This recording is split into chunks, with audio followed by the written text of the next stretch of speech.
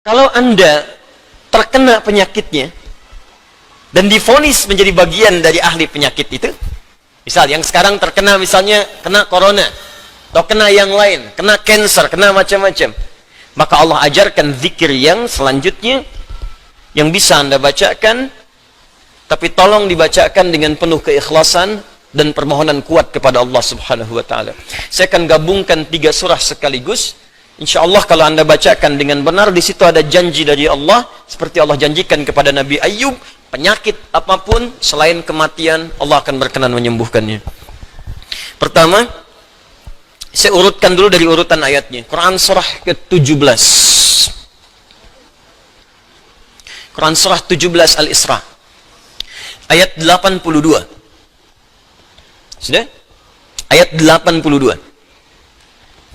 Disambungkan ke Quran surah ke-21 Al-Anbiya ayat 83 sampai 84. Nanti saya bacakan ayatnya.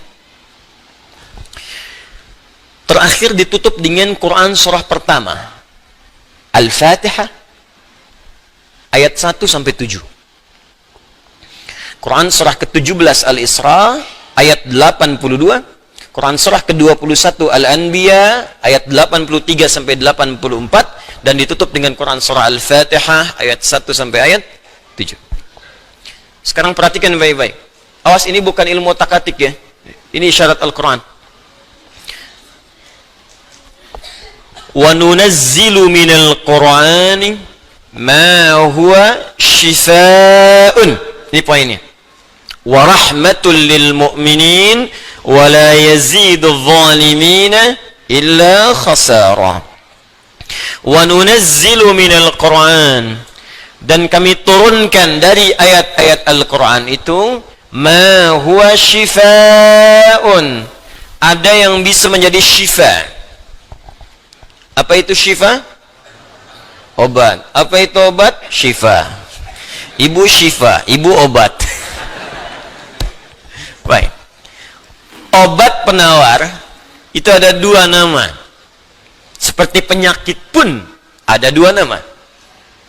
Satu, obat bagi penyakit fisik yang standar, disebut dawa namanya, dawaun. Penyakitnya daun, obatnya dawaun. Ya, ada riwayat mengatakan likulli da'in dawaun. Setiap penyakit pasti ada obatnya, kecuali kematian. Ya, kecuali kematian. Selain kematian, kata Nabi, ada obatnya.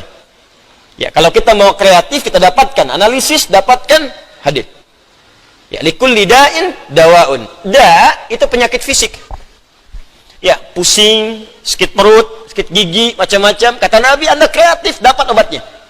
Obat untuk fisik ini disebut dawa namanya. Ada yang kedua, disebut dengan maradun. Maradun. Marad itu lebih kepada penyakit hati, penyakit jiwa, roh. Ini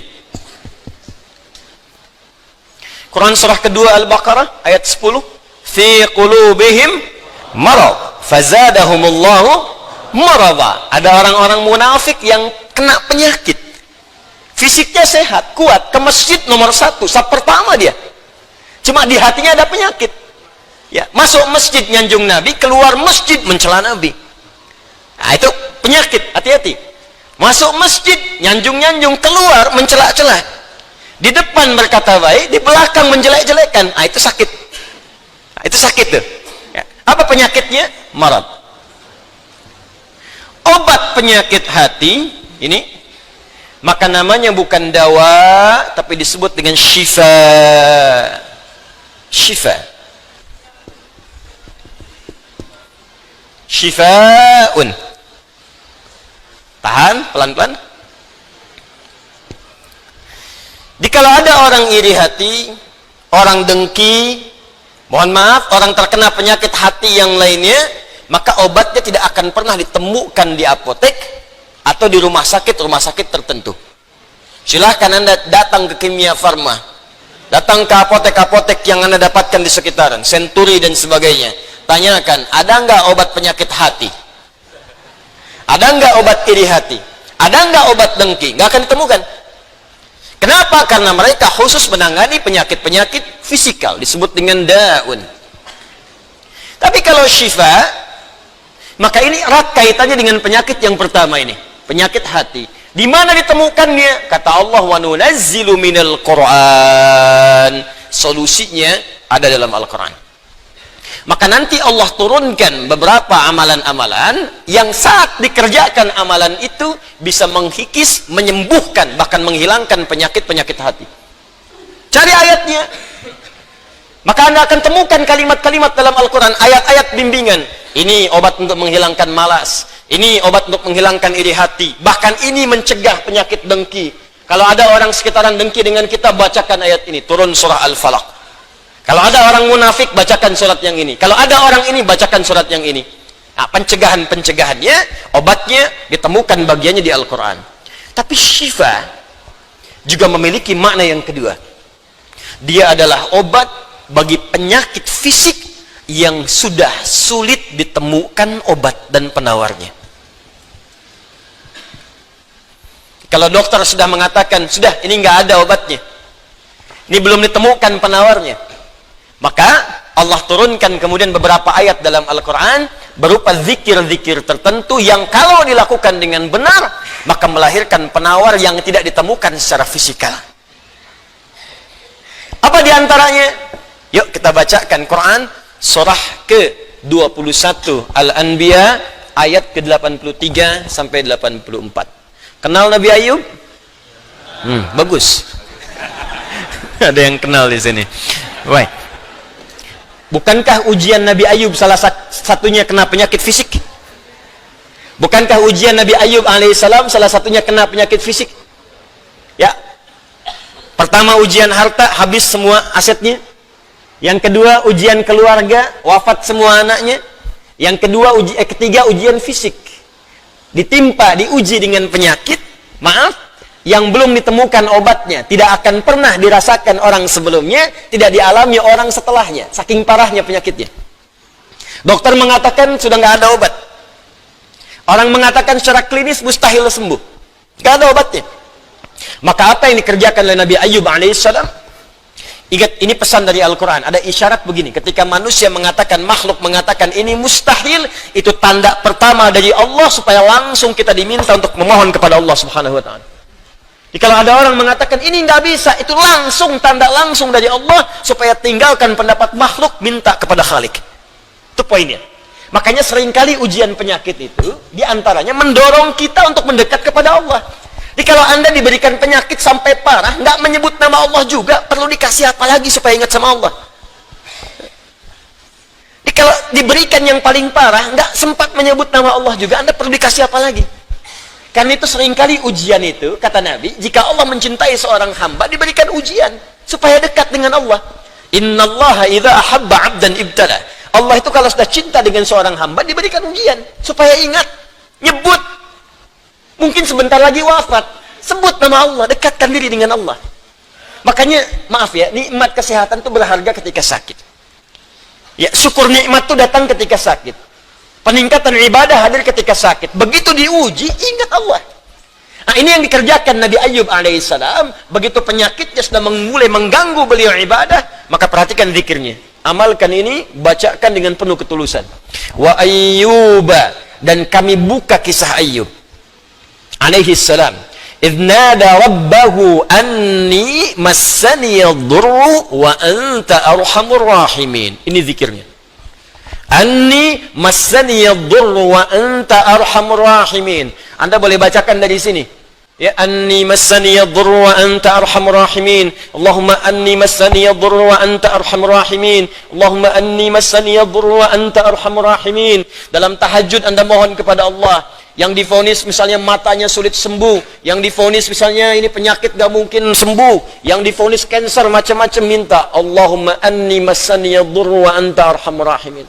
Ya Allah, penyakit ini sudah mulai mengganggu saya untuk bisa fokus ibadah kepadamu. Ini kuncinya. Jadi kalau bacakan ayat ini, arahkan ke kepentingan ibadah. Jangan cuma minta sembuh. Sebab yang pengen sembuh pun banyak. Jangankan Anda, yang lain pun pengen sembuh. Apa motivasinya supaya Allah cepat sembuhkan kita? Maka dekatkan kesembuhan itu pada kepentingan ibadah. Minta, ya Allah saya pengen sholat. Berikan kesembuhan pada kaki saya untuk bisa melangkah. Ya. Ini peserta karantina Al-Quran, mungkin sebentar lagi akan datang kisahnya. Ada salah satu matanya yang nggak berfungsi. Divonis nggak bisa melihat. Nggak bisa melihat salah satunya. Dia ikut karantina. Dia baca Quran dengan tulus, dia berdoa kepada Allah. Sekitar 2-3 hari yang lalu, tiba-tiba dia masuk kamar mandi, dapat cahaya, terbuka, melihat semua. Sekarang matanya bisa melihat normal dua-duanya. Minta, Allahumma anni masanni yadur wa anta arhamur rahimin. Sebentar.